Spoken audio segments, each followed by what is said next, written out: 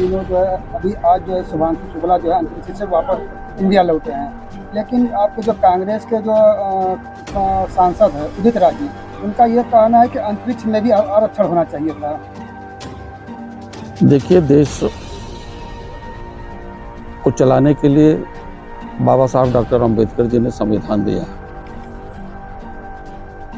और संविधान में पूरी तरह से आरक्षण की व्यवस्था है। इतना अच्छा संविधान है, उसके आदर्श इतने अच्छे हैं। बहुत सी सरकारें आई और गई, आज़ादी का 77 साल बीत गया,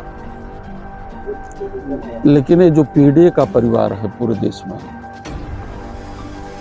उसे न प्रधानमंत्री के कार्यालय में, न तो मुख्यमंत्री के कार्यालय में, यहाँ तक कि विश्वविद्यालयों में भी पीडीए के लोग प्रोफेसर आज तक क्यों नहीं बने हैं। आरक्षण की व्यवस्था बराबरी लाने के लिए है। जो देश में गैर बराबरी है और गैर बराबरी समाप्त हो, सभी लोग आगे बढ़ें, इसके लिए हमारी संवैधानिक व्यवस्था है। पर इस स्तर पर सरकारों ने कहीं भी पीडीए के लिए काम नहीं किया। बीच में कुछ दिनों में समाजवादी लोगों को अवसर मिला शासन सत्ता में जाने के लिए, तो ऐसे पीरियड में सबसे पहले मैं आपके माध्यम से बताना चाहूँगा, धरती पुत्र नेताजी मुलायम सिंह यादव जी जब पहली बार मुख्यमंत्री बने, तमाम आरक्षण की व्यवस्था के बावजूद भी और जहां आरक्षण नहीं था उसके बावजूद भी, ये जो गांव की तकदीर है, गांव के लोगों की तकदीर बहुत खराब थी। ये उत्तर प्रदेश के गांव के लोग, किसी भी जात धर्म के लोग हों, वो डिप्टी कलेक्टर नहीं बन पाते थे। उसका कारण ये था कि जो लोक सेवा आयोग की परीक्षा होती थी उसमें एक पेपर अंग्रेजी का होता था। अंग्रेजी में पास होना अनिवार्य था। गांव के लोगों को हम अपनी मातृभाषा में हिंदी में पढ़ते थे, अंग्रेजी में प्रश्न पत्र आते थे, पास होना जरूरी था।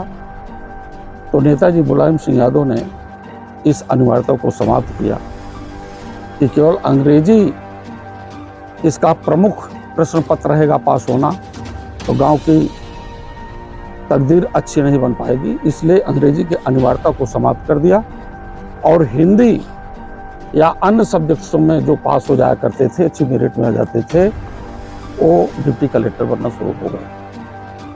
तो जरूरत है कि अगर कोई घोड़ा बढ़िया बढ़िया भोजन खा रहा और किसी को राशन नहीं मिल रहा, अगर प्रतियोगिता दौड़ की करा दी जाएगी तो अच्छा भोजन करने वाला आगे बढ़ेगा। आज वही हाल, भारत की अच्छी स्वतंत्रता है, अच्छा संविधान है, लेकिन सच में लोग आज सड़कों पर 80 करोड़ आबादी, जो देश के प्रधानमंत्री जी कहते हैं, सरकार कहती है कि 80 करोड़ को हम 5 किलो राशन दे रहे हैं। आखिर क्यों दे रहे हो 5 किलो राशन? आप अपनी अर्थव्यवस्था को पूरे देश में बड़ी मजबूती से तीसरे चौथे स्थान पर ले जाना चाहते हो और आज तक 5 किलो राशन बांट रहे हो। विद्यालय नहीं बनवा पा रहे हो, विश्वविद्यालय के बारे में नहीं सोच पा रहे हो, मेडिकल कॉलेज के बारे में नहीं सोच पा रहे हो, बिजली की आपूर्ति ठीक से नहीं हो पा रही उत्तर प्रदेश में।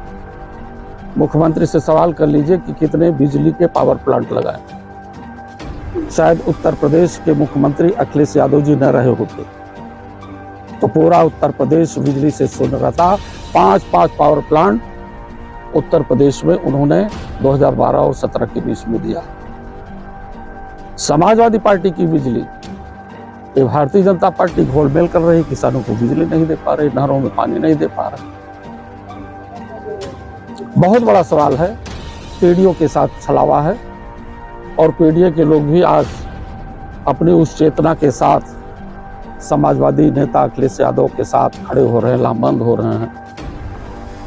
उन्हें भी चाहिए विश्वविद्यालय में प्रोफेसर बनने का अवसर मिलना चाहिए। उनके पास भी डिग्रियां हैं। आज एक तरफ ये कहें कि बाबा साहब डॉक्टर अंबेडकर जी ने कहा कि शिक्षा शेरनी का दूध होती है, जो जितना पिएगा उतना दहाड़ेगा। ये सबक भारतीय जनता पार्टी के लोगों ने नहीं लिया बाबा साहब अंबेडकर जी से। पाठशाला बंद, मधुशाला चालू। इस व्यवस्था से देश का विकास नहीं हो सकता। झुग्गी झोपड़ियों में जब तक शिक्षा की रोशनी नहीं पहुंचेगी तब तक अंधेरा रहेगा। हालात क्या है देश के?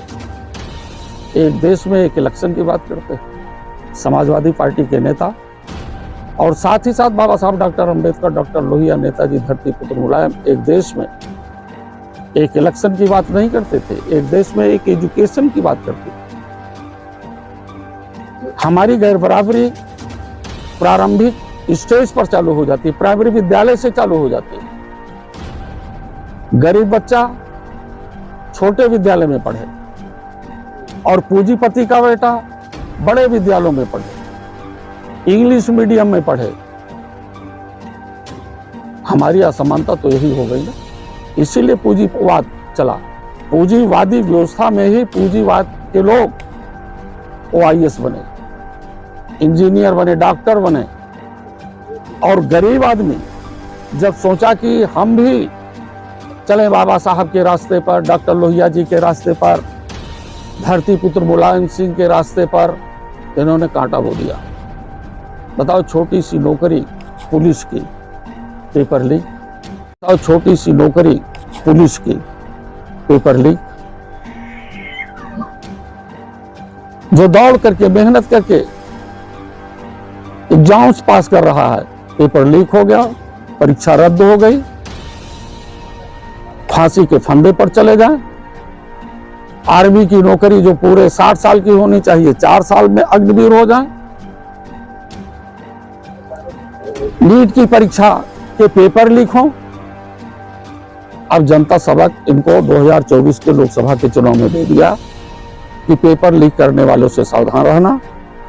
इन्होंने बड़े, जनता ने बड़ा इंजन जो इनका है, डबल इंजन में बड़ा इंजन, उसमें लीक कर दिया है। डीजल नहीं टिका है। उत्तर प्रदेश के लोगों ने इनकी सरकार को लंगड़ी कर दिया है, और यही उत्तर प्रदेश के लोग 2027 में इनको ऐसा सबक देंगे कि एक कहीं के नहीं रह जाएंगे। और समाजवादी लोग बाबा साहब डॉक्टर अंबेडकर के विचारों पर देश को, गरीब जनता को, शोषित वंचित को मजबूत करने का काम करेंगे। अध्यक्ष जी, इन दिनों छानूर बाबा का नाम बहुत ही तेजी में चल रहा है, धर्मांतरण का आरोप लग रहा है। क्या लगता है, उन्हें फंसाया जा रहा है या वाकई में धर्मांतरण के आरोपी हैं लग रहा है? हम बाबाओं के चक्कर में नहीं पड़ते। हम भगवान राम के लोग हैं, और भगवान राम ने भी अयोध्या से ललकारा कि इन बाबाओं के चक्कर में न पड़ो, इन ढोंगियों के चक्कर में न पड़ो, नफरत पैदा करने वालों के चक्कर में न पड़ो। अयोध्या के गर्भगृह से ललकारा, और अयोध्या के गर्भगृह की भगवान राम की वो आवाज आम जनता में गई, और आम जनता ने सबक लिया कि हम नफरत पैदा करने वाले को नहीं, समाजवादी आंदोलन और देश में सामाजिक न्याय के राज की स्थापना हो। अखिलेश यादव का साथ दिया और पूरा अयोध्या मंडल जिताया, और उत्तर प्रदेश में इतना जिता दिया कि हमारे मुख्यमंत्री जी की नींद हराम हो गई है। ये कहीं दाहिने पलटी मारते हैं तो कहीं बाएं पलटी मारते हैं, और पलटी मारते मारते इन्होंने पुलिस इंस्पेक्टरों को कहा कि वोट न देने पावे समाजवादी लोग। बंदूकें निकाल ली, पिस्तौल निकाल ली। मीरापुर का चुनाव देख लो, अयोध्या का चुनाव देख लो, हाँ, चाहे उत्तर प्रदेश के सभी 9 उपचुनाव को देख लो, इनकी पिस्तौलों ने वोटों को रोकने का काम किया। धनबाद उस मीरापुर पट्टी की उस वाहन को माननीय राष्ट्रीय अध्यक्ष ने 2 लाख रुपए का पुरस्कार दिया उसकी बहादुरी का। उसने आवाज दिया था उसी चुनाव में कि इंस्पेक्टर, तुम्हारी इस पिस्तौल में ताकत नहीं है कि जो मेरी महिलाओं का वोट रोक सको। वो जा करके, डट करके, लड़ करके वोटिंग करने का काम किया। ये देश में राजनीति का जो माहौल ये कर रहे हैं, भयभीत कर रहे हैं, और इस भयभीत अवस्था में अब पूरा समाजवादी कुनबा, PDA का कुनबा जाग चुका है। उत्तर प्रदेश में पीडीए की सरकार बनाएगा और संविधान के रास्ते पर चलेगा। अध्यक्ष जी, इन दिनों जो है उत्तर प्रदेश सरकार के कैबिनेट मंत्री अपने ही सरकार पर आरोप लगा रहे हैं कि उनके ही सरकार में उनकी नहीं सुनी जा रही है। उनके सरकार में उनकी ही नहीं, किसी की नहीं सुनी जा रही कैबिनेटों की।